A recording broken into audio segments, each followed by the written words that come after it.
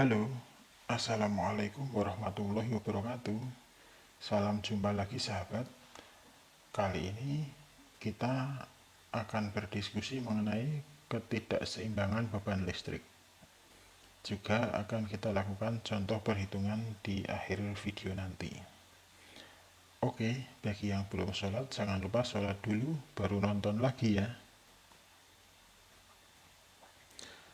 Jadi, ketidakseimbangan beban listrik itu apa? Di sini akan saya jelaskan mulai dari yang dimaksud dengan kondisi yang seimbang. Kondisi yang seimbang adalah suatu keadaan di mana vektor arus dan tegangan sama besar.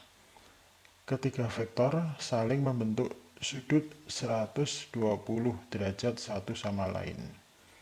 Sedangkan yang dimaksud dengan keadaan tidak seimbang adalah keadaan di mana salah satu atau kedua syarat keadaan seimbang di atas tadi tidak terpenuhi.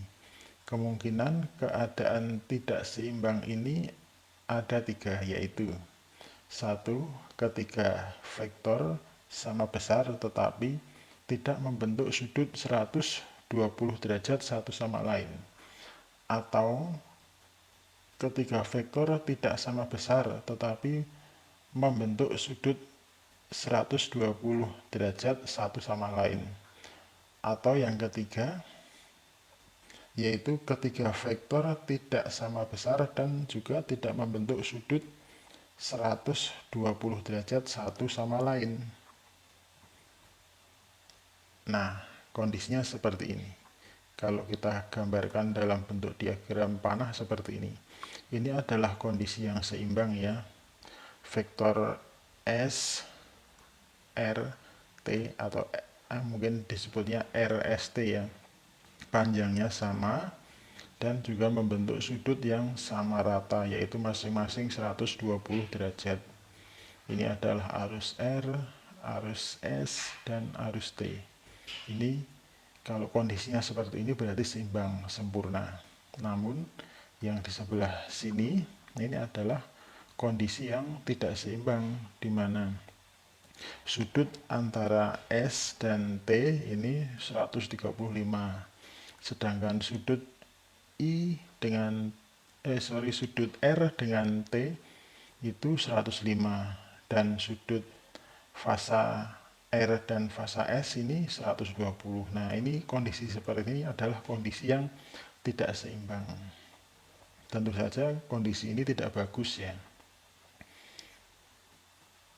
Kemudian apa akibatnya? Nah, sejauh yang saya ketahui ya ada dua ya, tapi ya ujungnya menjadi satu, yaitu kondisi tidak efisien atau banyak losses, yaitu munculnya arus netral yang tinggi dan juga arus grounding yang tinggi, di mana keduanya ini akan menyebabkan losses pada sistem atau rugi-rugi ya.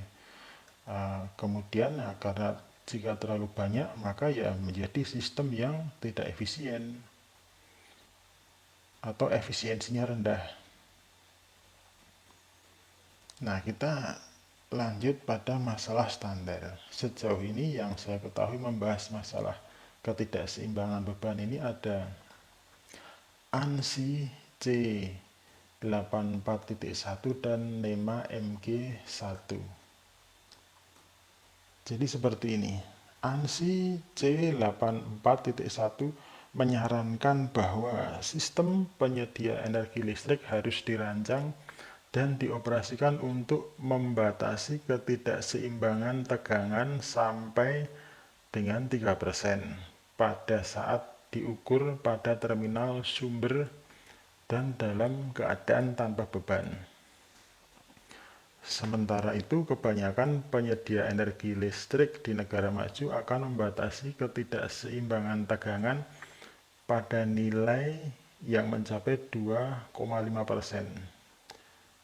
Di lain pihak, National Equipment Manufacturer Association atau NEMA hanya mengizinkan ketidakseimbangan sebesar 1% pada motor listrik untuk menghasilkan output sesuai ratingnya. dengan membatasi ketidakseimbangan tegangan 1%, NEMA lebih ketat jika dibandingkan dengan ANSI C84.1 atau kebanyakan panduan yang digunakan oleh penyedia energi listrik. Selain itu, beberapa perusahaan pembuat motor listrik telah mencoba batasan ketidakseimbangan arus 5% sebagai jaminan. NEMA MG1 menyatakan bahwa 1% ketidakseimbangan tegangan dapat menghasilkan 6-10% ketidakseimbangan arus listrik. Dengan demikian, perusahaan pembuat motor listrik memiliki persyaratan yang dapat lebih ketat daripada NEMA MG1. Jadi menurut NEMA MG1, setiap ketidakseimbangan tegangan nilainya 1% dapat menghasilkan ketidakseimbangan arus listrik 6-10%. Lumayan besar ya. Kemudian perbedaan-perbedaan ini menghasilkan ketidakharmonisan antara penyedia energi listrik, perusahaan pembuat peralatan listrik, dan pengguna energi listrik. Asesmen yang menyeluruh tetap harus dilakukan di setiap lokasi untuk memenuhi kriteria dari sisi penyedia energi listrik dan panduan pembuat peralatan listrik. Nah, inilah standar yang saya ketahui. Mungkin dari teman-teman di sini punya standar yang lebih tegas lagi, yang lebih kredibel lagi, mungkin bisa disampaikan di komen di bawah. Nah, kita sampai pada rumus kalkulasi.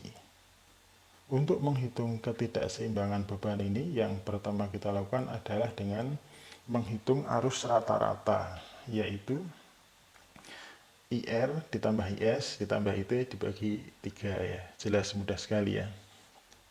Selanjutnya yaitu menghitung faktor arusnya, faktor arus ya saya menyebutnya, yaitu arus pada setiap fasa dibagi dengan arus rata-rata. Misalnya ini arus pada fasa R dibagi dengan rata-rata, ketemulah faktor arus A. Begitupun dengan fasa S dan fasa T sama ya. Maka kita dapatlah faktor arus ini A, B, dan C. Setelah kita mendapatkan faktor arus ini, selanjutnya adalah dengan menghitung ketidakseimbangannya. Rumusnya seperti ini. Arus ketidakseimbangan itu sama dengan faktor arus tadi dikurangi 1 dalam kurung absolut ya, kemudian ditambah dengan faktor arus yang lain setelah dikurangi 1 juga. Jadi di sini A dikurangi 1 ditambah B dikurangi 1 ditambah C dikurangi 1 dibagi 3, setelah itu dikalikan 100%. Maka ketemulah nanti berapa ketidakseimbangan beban pada sistem tersebut. Oke, kita sudah sampai pada contohnya ya. Nah, ini saya contohkan seperti ini.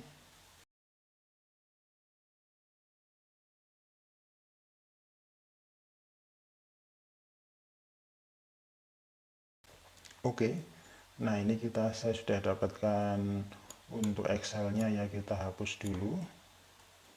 Nah, misalnya kita masukkan dari hasil pengukuran di lapangan, fase R misalnya 60, kemudian fase S-nya 45, kemudian fase T-nya misalnya 56. Nah, di sini terukur bahwa 10,77% ya ketidakseimbangannya. Nah, waktu di rumus ini saya batasi ketidakseimbangannya itu 5% maksimal. Jadi di sini otomatis tertulis sangat tidak seimbang. Tapi kembali lagi ke standar yang tadi ya, yang sesuai kira-kira di lokasi kita berapa gitu. Kalau terlalu variasi, bebannya terlalu banyak bervariasi, biasanya saya membatasinya sampai dengan 10% ya. Tapi kalau bebannya itu relatif sama, kurang dari 5% biasanya saya dalam mendesainnya itu. Misalnya kita masukkan 12 ampere untuk fasa R, 15 ampere fasa S, kemudian 14 ampere fasa T. Nah, dapat ketidakseimbangannya 8%. Nah, ini sangat membantu sekali ya dalam kita melakukan perhitungan untuk mendesain sebuah sistem kelistrikan gitu. Apakah beban-beban yang kita pasang nanti akan seimbang atau tidak. Oke, mungkin cukup untuk video kali ini. Terima kasih, semoga bermanfaat. Assalamualaikum warahmatullahi wabarakatuh.